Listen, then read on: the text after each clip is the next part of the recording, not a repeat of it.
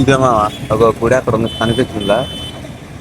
ఈ దారి నుండి రథయాత్ర అంతా ఇక రథాలన్నీ ఈ దారి నుండి ఇలాగ వెళ్తాయి మొత్తం అంతా. అక్కడి నుంచి స్టార్ట్ అయ్యి ఇక్కడ నుండి అలా ఎండ్ అవుతుంటది. మ్యాటర్ ఏంటంటే నిన్న మాత్రం అక్కడి నుండి చివరికి నడిచేలోపు మా కాలు అరిగిపోయి చాలా నొప్పులు. 12 గంటలకు వచ్చాం, 6 గంటలు లెగిసిపోయి ఇప్పుడు కోనర్కి వెళ్దాం అనుకుంటున్నాం. కోనర్ కూడా ఎలాగ వెళ్తామో దాన్ని బట్టి చూసి మీకు చెప్తాను. గురు టూర్స్ అండ్ ట్రావెల్స్ ఇందులో తెలుగు కూడా పోయి ఆటో మాట్లాడడం, ఒక 8 ప్లేసులు తిప్పుతున్నాడు. మనిషికి 400 తీసుకున్నాడు బస్సుకి. ఆ తెలుగు ఒక ఆటోతో మాట్లాడి ఆడు మాకు బస్సు దగ్గర తీసుకెళ్తున్నాడు. బస్సు ఎక్కడ ఉంది అక్కడ, ఇదే బస్ స్టాండ్ మామ. ట్రావెల్ బస్సులన్నీ ఇక్కడే ఉన్నాయి, మొత్తం అంతా ఇక్కడే తీసుకెళ్తాడు. ఈ వర్ష కారణం వల్ల రోడ్ అంతా బురద అయిపోయింది. ఇదే మా బస్సు. మా బస్సు అంతా బాగానే ఉంది లోపల ఇంటీరియర్, కానీ మా బస్సు పేరు చూడండి వెళ్ళండి. చూసారు కదా బస్సు పేరు? కింద కామెంట్ చేయండి భయ్య ఎలా ఉందా. బస్ స్టార్ట్ అయిన వెంటనే మా గైడ్ ఒక చేతిలో మైక్ పట్టుకొని మొత్తం చరిత్రలన్నీ చెప్పాడు. భయ్య కోనర్ గుడి ఎక్కడెక్కడికి వెళ్తున్నాం మొత్తం అన్ని చరిత్రలన్నీ చెప్పాడు. మీరే వినండి అతని మాటలు. రాజా నంగుళ నరసింహదేవ్.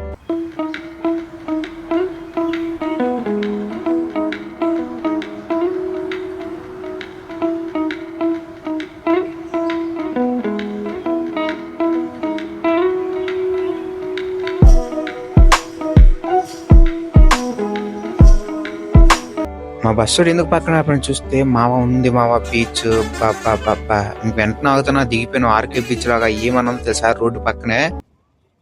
ఇది ఒడిశా దగ్గరలో సన్ బీచ్. ఇక్కడ ఒక్కొక్కరు ఎలా ఉన్నారంటే ఒక్కొక్కరు నోట్లో గుట్కాలు వేసుకున్నారో తెలియదు, ఏం వేసుకున్నారో తెలియదు. ఒక్కొక్కడు ఇంకా ఆంధ్ర నుంచి ఫోటోలు తీసుకొని భయపడుతుంటే ఆవిడ ఏకంగా సోపి వేసుకొని మరి స్టైల్ గా ఫోటో తీసుకుంటున్నారు. వాళ్ళ దగ్గర మేము దేనికి పనికి రావట్లేదు. మా 8 ప్లేసెస్ లో ఫస్ట్ ప్లేస్ బీచ్ అనమాట. తర్వాత కోనర్కి వచ్చాం. ఇక్కడ నుండి మీరు చూడండి మామ, ఇక్కడ రోడ్ క్రాస్ చేసినప్పుడు చూసుకున్నాడండి, బ్రేక్లు అయితే అసలు వీరు మందే తప్పు అంటారు, చాలా జాగ్రత్త. ఇది మా కోనర్ కి వెళ్లే దారి. ఆపోజిట్ లో చాలా షాపులు ఉంటాయి మామ, మీకు ఏ కాంటో కొనుక్కోవచ్చు. తినడానికి కూడా చాలా ఉంటాయి. కానా హే, పీనా హే, తాగడానికి అన్ని ఇక్కడే హే బ్రో. ఆహా ఏముందనుకుంటున్నారా మీరు? అలాగనుకుంటే చూసినోడు నేను బ్రో, నేనేమైపోవాలి అదంటే చూపిస్తాను. ఇంత దూరం వచ్చాం, చరిత్ర తెలుసుకోకపోతే ఎలాగా అది చెప్తాను. చిలక చెప్పినట్టు చెప్తామా విను. ఒకప్పుడు ఈ ఆలయంలో గాల్లో తేలాడే విగ్రహం ఉండేది. ఇప్పటికి తెలియదు మామ ఆ విగ్రహం ఏమైందో ఎవ్వరికీ తెలీదు. ఈ ఆలయాన్ని నరసింహదేవరాజు క్రీస్తు శకం 1250లో కట్టించారు మామ. దాదాపుగా 1250 మంది 12 సంవత్సరాలు కష్టపడి మరీ ఈ గుడిని కట్టించారు. ఈ టెంపుల్ ని black granite and red disc తో కట్టారు మావా. మీరు చూడండి ఆ గోళ్ళు ఎలా ఉన్నాయో చూడండి. 15th సెంచరీలో ఈ ఆలయాన్ని ముస్లిం వాళ్ళు సగం నాశనం చేశారు మావా. ఇంకా సగం ఏమో పోర్చుగీస్ వాళ్ళు సగం నాశనం చేశారు. ఈ పోర్చుగీస్ వాళ్ళు ఎందుకు సగం నాశనం చేశారంటే, ఈ ఆలయం గర్భగుడి పైకప్పులో 5200 kg మ్యాగ్నెట్ పెట్టారు. అలాగే సూర్యదేవుడి విగ్రహం ఇనుముతో కట్టించి గర్భగుడిలో పెట్టారు.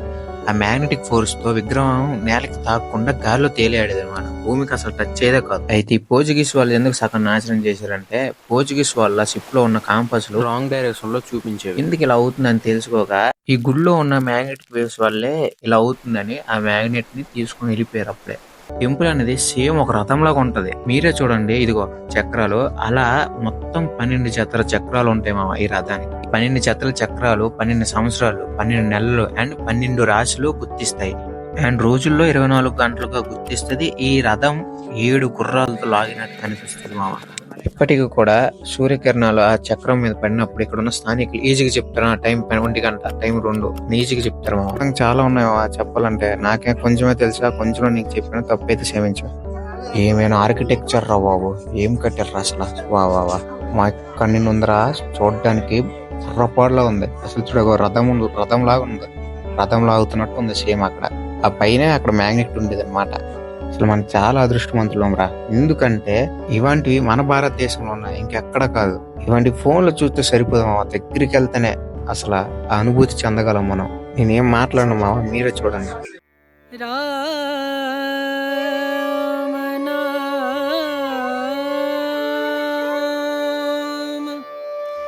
भजले राम नाम सुखधाम, भजले राम नाम सुखधाम, भजले राम नाम सुखधाम।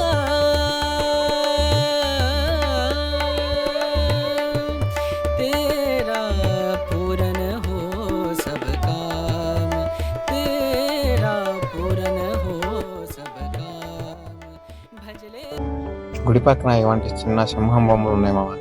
చాలా వరకు నాశనం చేస్తారు.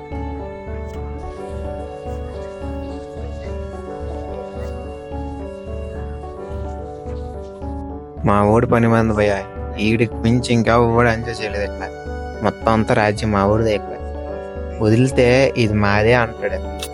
వర్షంలో కోనర్ ఉంది భయ, అసలు అల్టిమేట్. అంతే, ఒక వేడి కాఫీ ఇక్కడ కూర్చొని తాగితే ఉంటది ఆ వ్యూ. అబ్బా, ఇటువైపు మామ ఎగ్జిట్ అవ్వగానే ఒక అమ్మవారి గుడి ఉంటుంది. అక్కడ దర్శనం చేసుకుని అట్టే బయటికి వెళ్ళిపోండి.